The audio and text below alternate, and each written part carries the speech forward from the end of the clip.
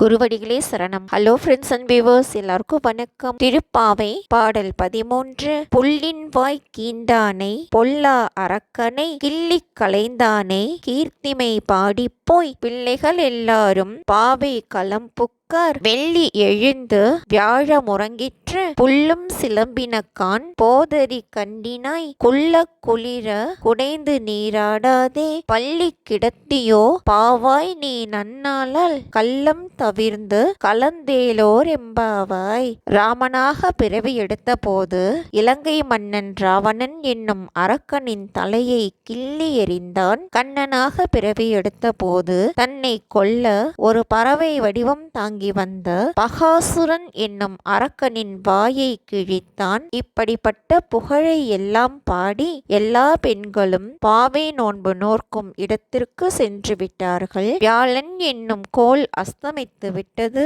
வெள்ளி என்னும் கோள் உதயமாகி விடிந்து விட்டதை அறிவித்தது. புல்லினங்களும் கூவுகின்றன. மலரை போன்ற கண்களை உடையவளே, உனது கள்ளத்தனத்தை விட்டுவிடு. இந்த நல்ல நாளில் எங்களுடன் சேர்ந்து உடலும் உள்ளமும் குளிரும்படி நீரில் மூழ்கி நீராடாமல் படுக்கையில் கிடக்கிறாயோ. திருவெம்பாவை பாடல் 13. பைங்குவளை கார் மலரார் செங்கமல பைம்போதால் அங்கங் குறுகினதார் பின்னும் அரவத்தால் தங்கள் மலங் கழுவுவார் வந்து சார்தலினால் எங்கள் பிராட்டியும் எங்கோனும் போன்றிசைந்த பொங்கு மடிவிற்புக பாய்ந்து பாய்ந்து நன் சங்கன் சிலம்ப சிலம்பு கலந்தார்ப்ப கொங்கைகள் பொங்க குடையும் புனல் பொங்க பங்கைய பூம்புனல் பாய்ந்தாடேலோர் எம்பாவாய். பொய்கையில் நீராடப் போகும் இளம் பெண்கள் அந்த பொய்கையின் சிறப்பை இந்த பாடலில் வியந்து பாராட்டுகிறார்கள். குளத்தில் பசுமையும் கருமையும் கலந்த நிறமுடைய குவளை மலர்களும்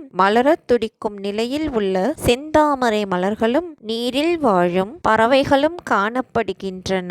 பறவைகளினால் சலசலப்பு உண்டாகின்றது. தங்கள் அழுக்கு போக அங்கு பலர் நீராட வருகிறார்கள். ஆகவே இந்த பொய்கை எமது இறைவியும் இறைவனும் போல் காணப்படுகிறது. இப்படிப்பட்ட குளத்தில் மூழ்கி பாய்ந்து நீராடுவோம். அவ்வாறு நீராடும் போது நமது கைகளில் அணிந்துள்ள சங்கினை அறுத்து செய்யப்பட்ட வளையல்களும் கால்களில் அணிந்துள்ள சிலம்புகளும் ஓசை இடுகின்றன.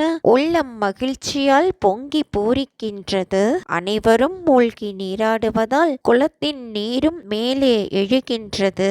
இப்படிப்பட்ட சிறப்புகள் நிறைந்த பொய்கையில் பாய்ந்து நீராடுவோமாக.